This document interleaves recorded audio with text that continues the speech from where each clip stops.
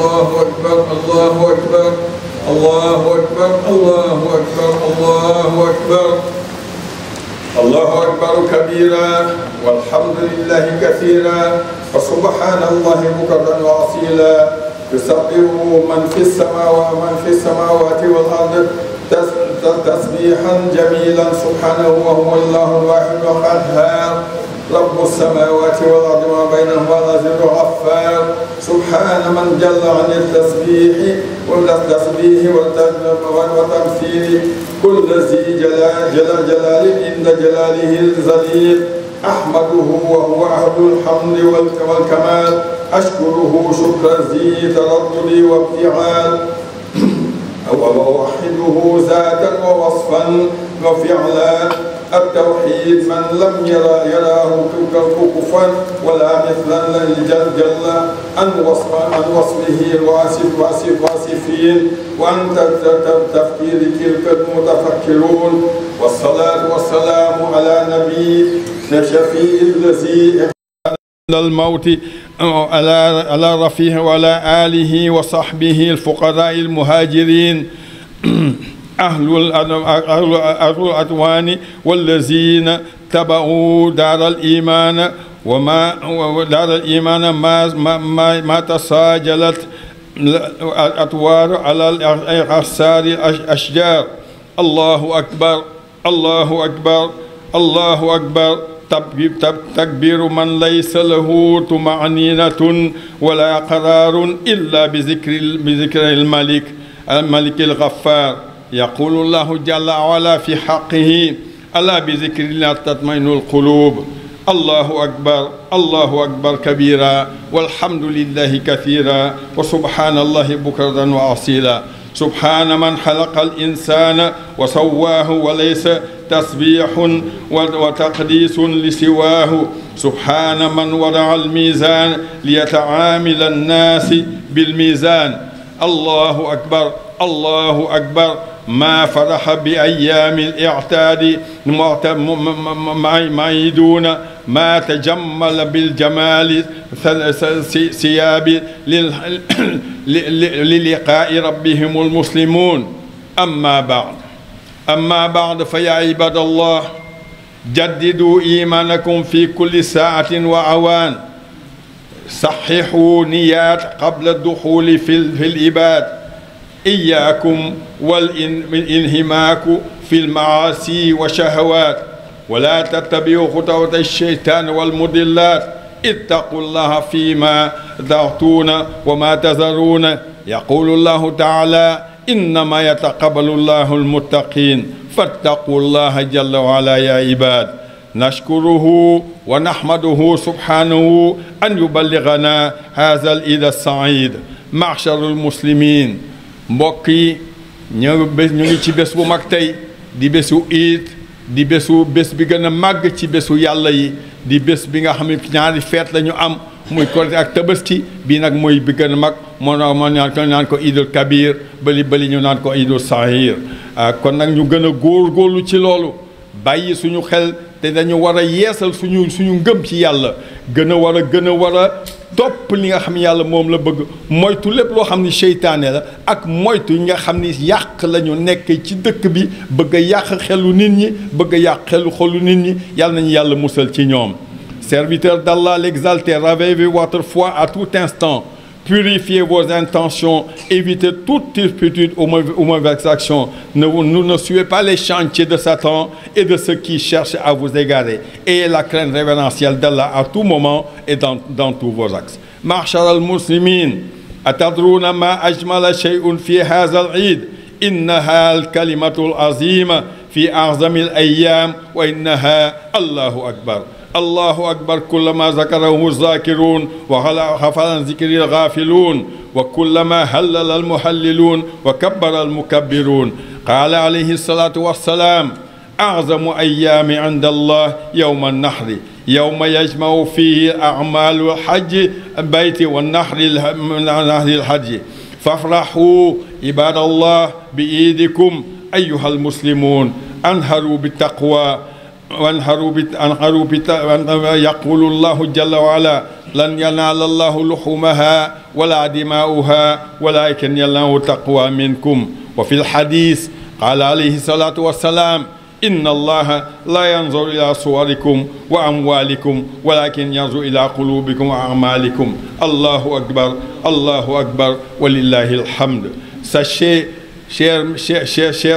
co-religionnaires, que la meilleure, la plus grande, la plus belle parole prononcée ce grand jour est Allahu Akbar. Donc répétez-le toute la journée, répétez-le dans les 3 jours à venir qu'on appelle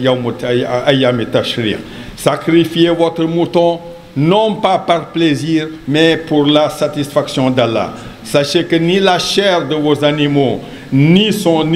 leur sang ne vont parvenir à Allah. Allah n'en a pas besoin. Par contre, la seule piété avec laquelle vous l'effectuez compte pour Allah, qu'Allah nous permette d'avoir cela. Ibadallah, anharu bi taqwa wa indama tudahu akhriju min qulubikum kull al muharramat.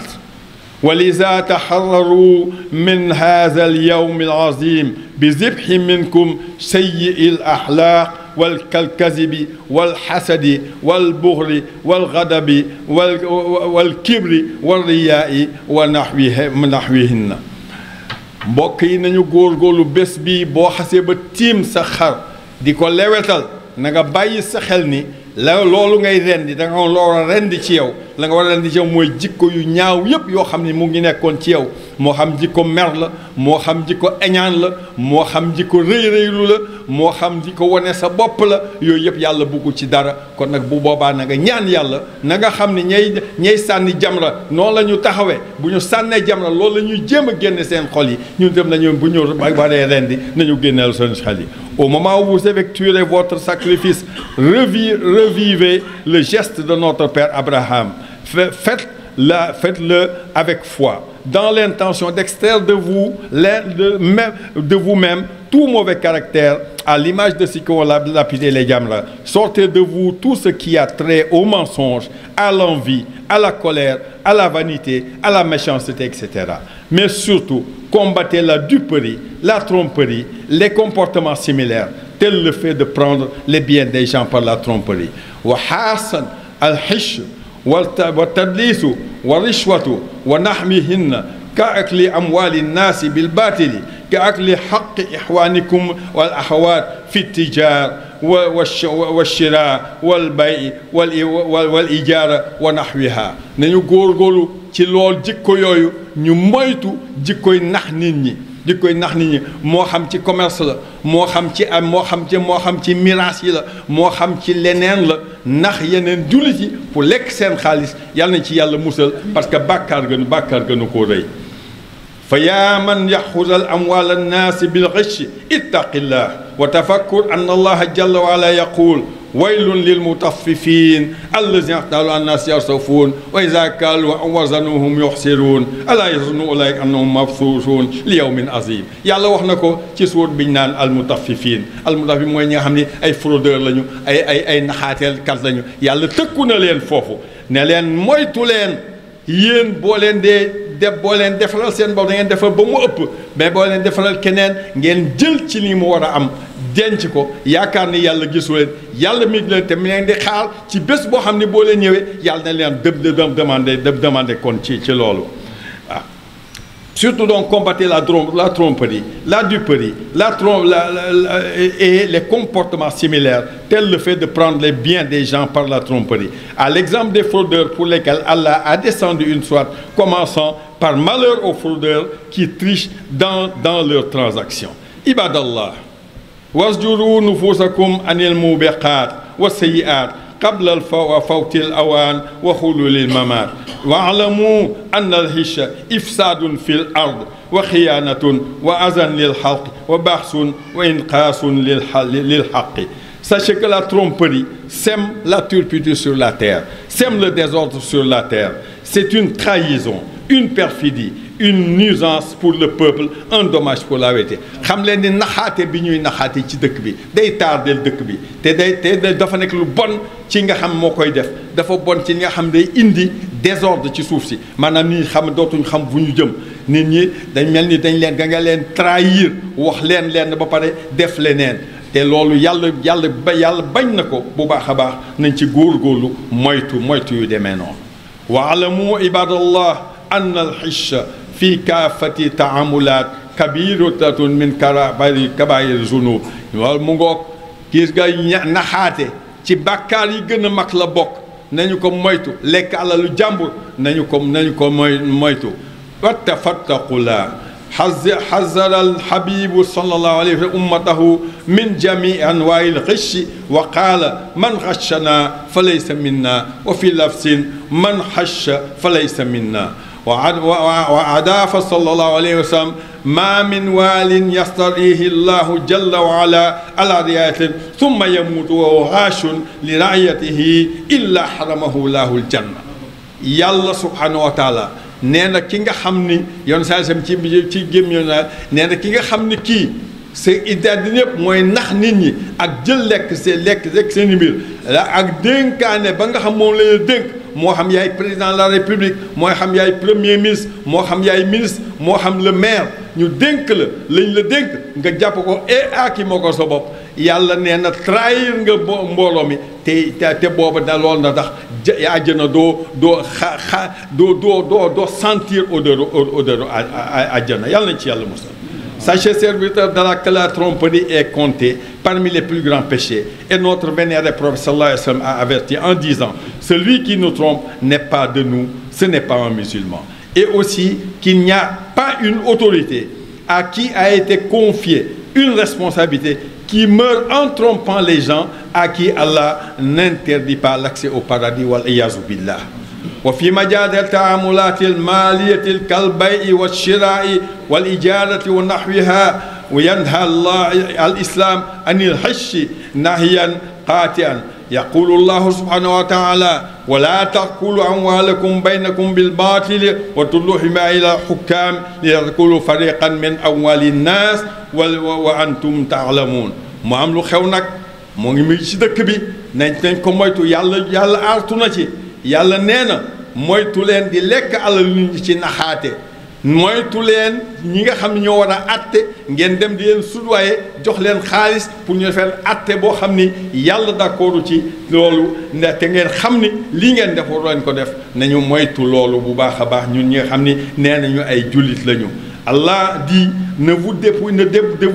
pas les uns des autres de vos biens de façon illicite. Ne les utilisez pas pour corrompre les juges et vous approprier les biens des gens injustement et en toute connaissance de cause. Qala alayhi salatu wassalam al-muslimu akhul muslim la yakhulu li musliman an yubayya bay'an li akhihi ya'lamu anna fihi ghayban illa bayyanahu. Ibadallah إن أشد أنواع الخداع شرا في زماننا هذا يأتي من أولئك الذين يعتمدون على أموال العامة فيستخدمونها بالاحتيال وذلك فعل محرم وإفساد في الأرض وخيانة للأمر ولجميع المسلمين. am na lu xew ci jamono bi nag mooy ki nga xam ni kii dénk lañ la responsabilité dénk la xaalisu réew mi nga jël ko dugal ko sa gafaka ak leneen lu manti doon na la leer ni nax nga yàlla jéem ngaa nax yàlla trompé nga yoon sa islam trompé nga jullit yi te bu boobaa la nga xam ni moo lay xaar yàlla bind na ko ba pare. La plus vile des tromperies à notre époque et qui met en danger les musulmans et constitue une trahison de la confiance de l'autorité et l'utilisation frauduleuse des deniers publics parce qu'à qui ces deniers sont confiés.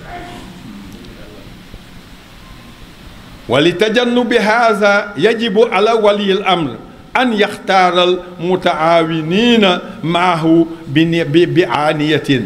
فلولي الأمر أن يقوم بواجبات بالقسط والعدل والإحسان وله من أسباب تفور الأمن أن يحرص على أداء المهمة التي كلفه الله جل وعلا بها بتقيه العدل في رعايته دون الغش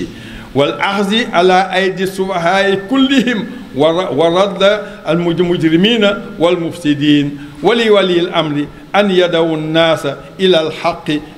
بالحكمة والموازنة الحسنة. واذكروا عباد الله في آخر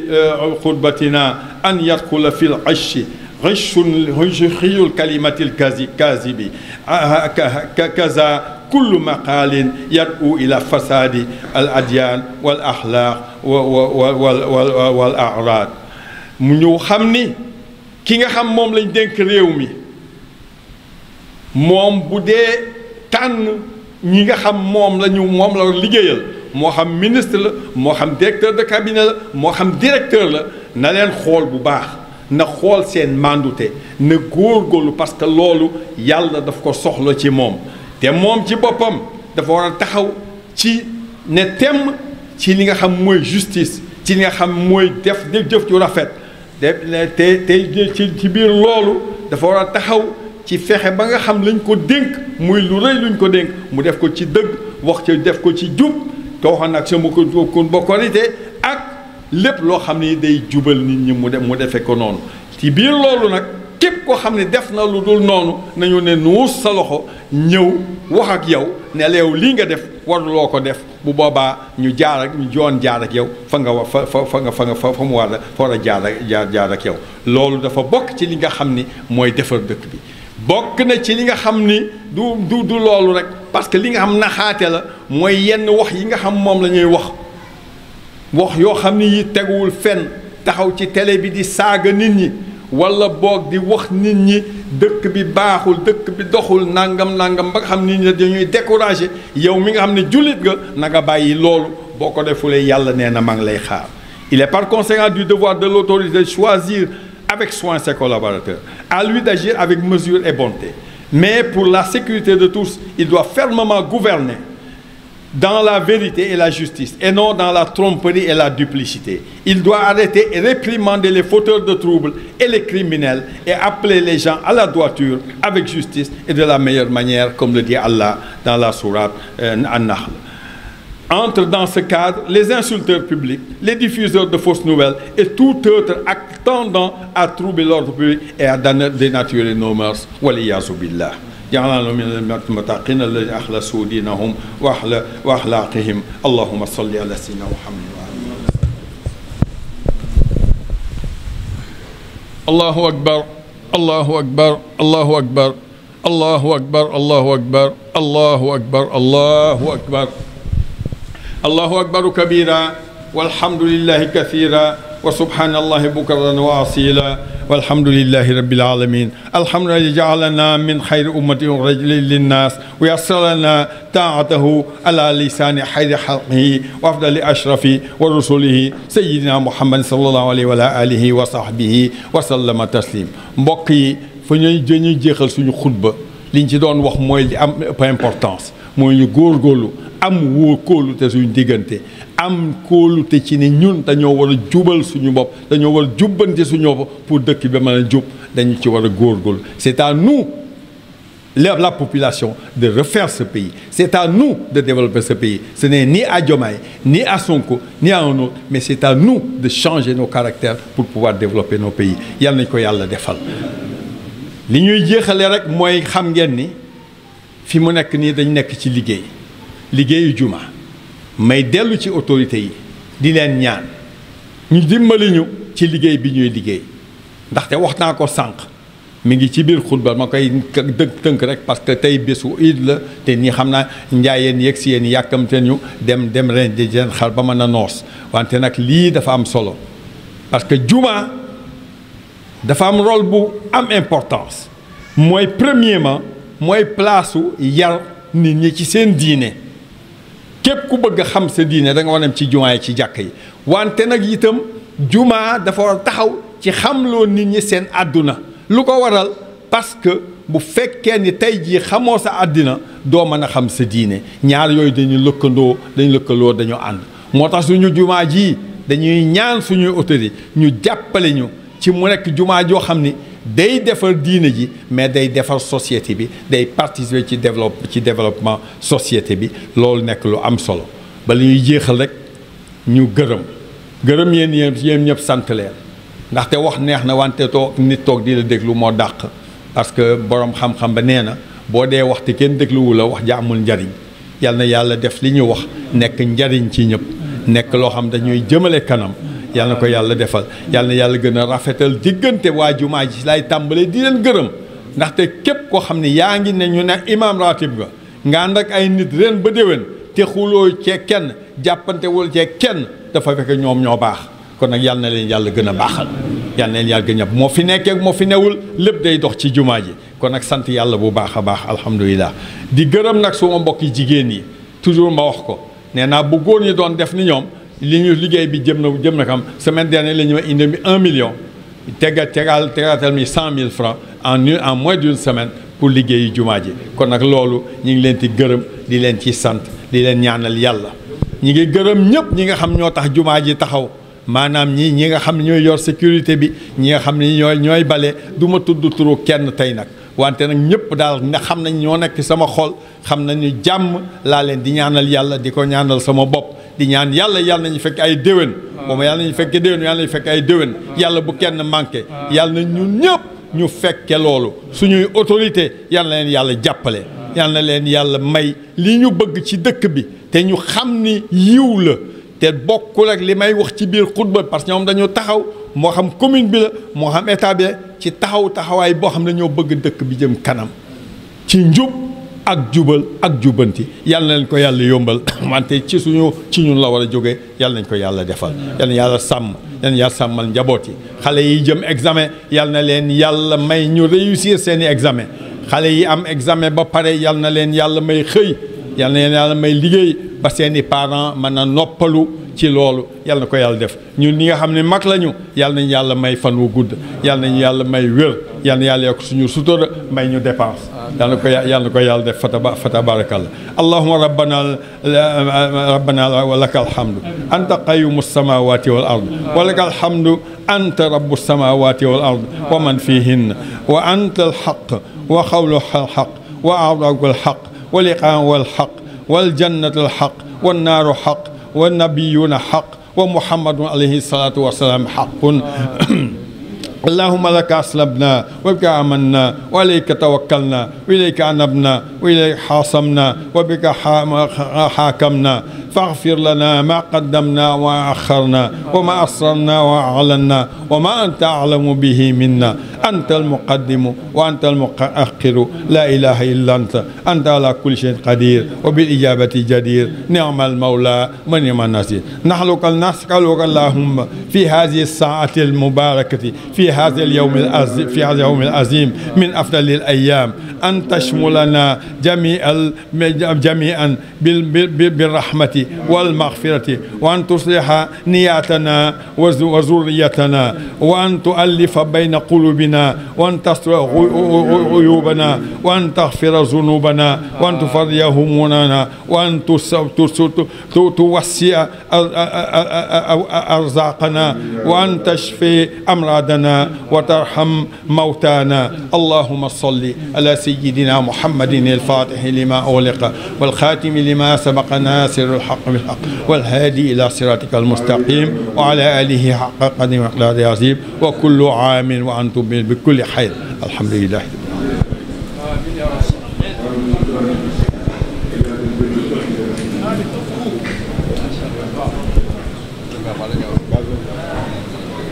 Thank you.